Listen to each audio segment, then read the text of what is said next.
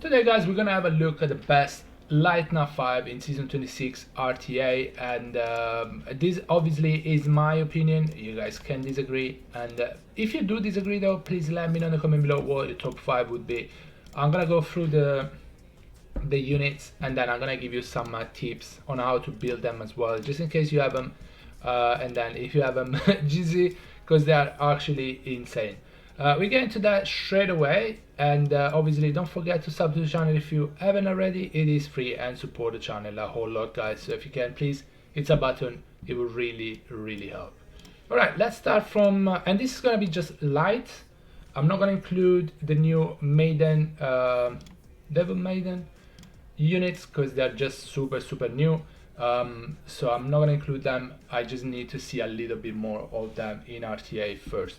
So let's start with it, and I might be biased. I don't have these units, but it's my most wanted, even though it's not on the top of the list, and it's gonna be Yeonhong. Yeonhong is an insane unit. Turn 1, she does so much. I mean, you can build that on Violent, but I would say Swift is the better option for Yeonhong. Insanely high base speed, 116. Really high, pretty high base HP and attack. The defense is not even super bad, and also she has 2 skills that increase attack bar. One of them increase attack bar of yourself and allies that you choose. She could you could choose yourself and you would heal full HP, but usually you give turns to another unit as well. Recover HP by 50%. As a 4-turn cooldown is a really good skill, because yes, it's 4-turn cooldown, but you're getting another turn after you use this anyway, so it's literally 3-turn cooldown. Insane skill. Skill 2, as I was saying, is a multi-hit, and if you strip, you increase attack bar as well. AoE by 15%, and it does insanely high damage. 3-turn cooldown as well. It does so much damage. It's based on speed, and she has very high base speed, so it's gonna do a lot of damage. Skill 1 is just a glancing debuff. It's 50% chance to land, but it's actually a pretty annoying debuff to have on your unit, because if you glance, you're not gonna do that much damage. You might not land a lot of the debuff you might land, so really good skill 1 as well. I mean, it's not the main reason why I use her, but it's not bad. And then resistance, 48% leader skill in arena, so in case you don't have anything, in case you run stuff with decently high res, you can max them up. Not the best leader skill, but definitely good. I would build that on speed crit rate HP, or speed crit rate, I would say speed crit rate HP, because the damage increased by speed anyway. I've seen some people like Sheisu, I think, runs her on crit damage. If you can get enough crit rate, crit damage is going to do even more damage. But if you want to focus on speed and then some tankiness and attack as well, and some accuracy for the strip, I would say, yeah, go speed, crit rate, HP, high crit rate, high speed as fast as possible, good HP and so on. And insane unit, my most wanted unit. Please come to us, please. All right, number 5 in the list. Number 4 in the list is gonna be Mr. Julian. I would say that Julian is a little shadowed, a little hidden by other OP line LD nav 5s in the game right now, but this unit is just crazy. Base stats are not, well, the base speed is 99 only. Base defense is really low, but for an attack type to have over 12k HP, it's insane. The attack is pretty high as well.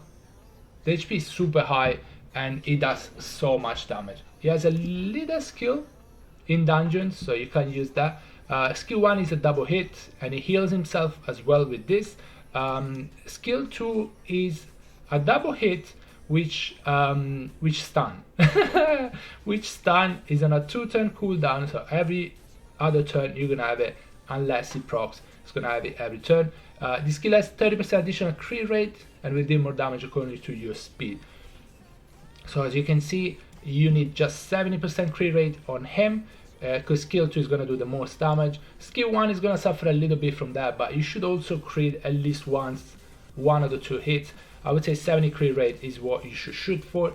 It does so much damage, and then and start the target for 1 turn if the attack land as a critical hit. So you get 70 crit rate on him.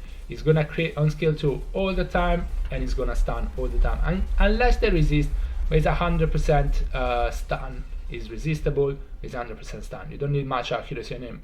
I mean, obviously, the higher accuracy, the more chances you have to actually stun. The passive remove all harmful effect granted on Julian when at the beginning of his turn. So he gets a turn, he's stunned. Guess what? He cleanses it. Any debuff he has, he's gonna cleanse it and then absorb 10% HP from each from all other allies when inflicted with fatal damage. So he can't kill it. If the other allies are healthy, you cannot kill Julian. HP can be absorbed from allies that are at 30% HP or below. So yes, you use him in a bruiser team with Riley, with Raccoon, so on. You keep on healing. It's gonna be a really tough team to fight. Raccoon also can give him extra turns. He can proc into skill 2, does an insane amount of damage. He can stun as well. He heals himself here. It's not the best thing because he doesn't really need to. He's gonna steal HP from allies anyway. Insane unit, guys. He just, if you manage to defense break something, he's gonna one-shot it with skill 2. Whatever it is. How to build him: speed crit damage attack on Valen Nemesis as fast as possible. You don't need will, just go Nemesis, speed crit damage attack, 70 crit rate, and then max the attack up and as much crit damage as possible. And then you go a bit on accuracy so you can actually stun with skill 2. Insane unit. Insane unit. Now, number 3 in the list has got to be Mr. Tianlan. This guy counters 90+% of the units in the game. They increase attack bar, they absorb attack bar. Guess what? Tianlan is gonna counter them. They increase attack bar, as I said. Raccoon increase attack bar, he counters Raccoon. So if you have Tianlan, you're not gonna suffer Raccoon as much. Counters Oliver, he counters so many of these units. He counters Hagen as well. So Hagen is gonna give that much attack bar if you strip them. He counters a lot of stuff. So Tianlan, insane unit, the passive, you guys know. So the attack bar increase for the opponent is gonna be half. So Oliver skill 3 cannot steal the full attack bar. It's gonna steal 50%. Raccoon is not gonna increase the full attack bar. It's gonna increase 50%, and so on. While he does that, he also gains 15% attack bar. So against Ragdoll, against against Verdehill, insane unit. Skill 1 defense break with a 50% chance. Skill 2 has a lot going on. He has 3 hits. AoE does damage based on his max HP, and then he strips 2 beneficial effects with the first hit. The second hit decrease attack bar by 15%, and the third hit has 25% chance of stunning, which goes up to 40%. It's a 3-turn cooldown. The stun are not that reliable, but the strip and the decrease attack bar is also really good. Insane unit. I would say Valent will. Despair will also good. Despair Revenge is also good. I would say Valent though. For me personally, I would go speed HP on Valent, and just as much speed, as much HP, decent defense, attack, and accuracy as you possibly can. I would say focus on speed, HP, accuracy, and then attack and defense. So you can get the defense break and you can get this as well. So insane unit, and the leader skill as well. It's just in guild content, but in guild content is also pretty good in siege defense. So a really good unit. Number 2 in the list is the sister or one of the LDs that I have. Laura. They managed not only to make Laura better than Nikki, they made Laura better than any or most of the other LD5 in the game.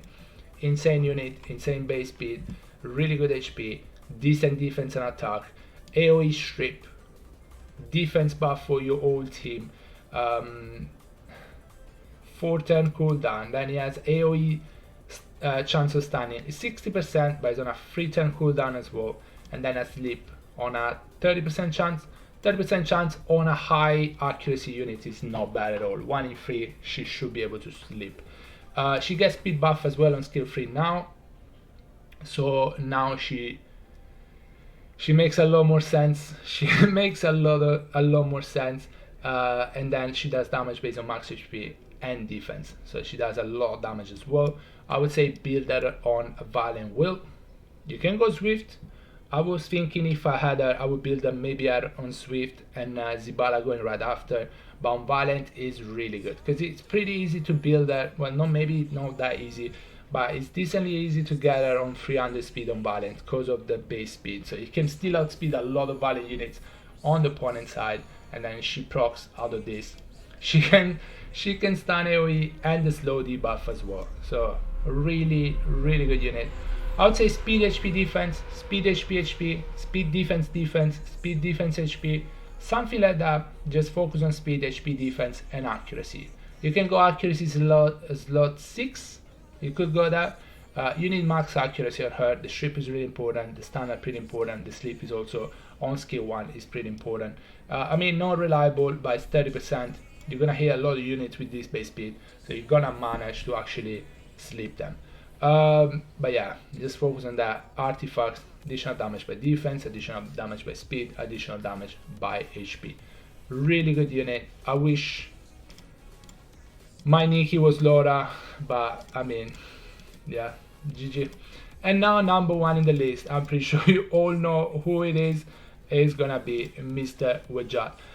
Jett became insane, especially though, because I would say Laura is pretty on par with Jett, but he does have a speed lead as well. Speed lead is really good because he's an attack bar booster with a speed lead. So, you know, you have already attack bar booster with a speed lead. So it's pretty good. And his attack bar boost is 30%, right? So increase attack bar allies by 10% whenever your turn ends.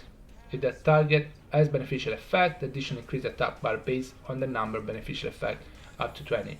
If the other allies have harmful effect, increase their HP by 10% based on number. So you can heal 30%, you can increase attack bar by 30%, and yeah, insane unit. Skill 2 has defense buff and an anti-crit on a 3-turn cooldown, and these 2 buffs, that's why I said 30% increase, because he has 2 buffs. So 10% because of the passive, plus 20% because of the 2 buffs, 30% attack bar increased on a 3-turn cooldown, and these are for 2 turns. So it's gonna increase 30% attack bar every time he moves with the buffs on the allies. And then skill 1 can decrease attack bar on the opponent by 30% with, what's that, 20, 30, 80% chance. 80% chance, why? Okay, that's what I was thinking yesterday. That's pretty, it happens pretty often. Why? Because it's 80%. So yeah, Jett, insane guys, a really good unit. You guys know I would build him on Swift, probably speed HP and just go speed HP defense, and accuracy is important. Maybe go for resistance as well. I don't know if he awakens into res. I think he does. If he does, try to get 100 res. It's really good actually, and then go. You don't really need to focus on too many stats on him. Just make him tanky, make him fast, and some accuracy so he can decrease. And yeah, that's it. Alright guys, that's gonna be it for the video. Let me know what your top 5 would be for light nerf 5s. And yeah guys, thank you for watching. I'll see you in the next one. Bye bye everybody, take care guys, stay safe, bye.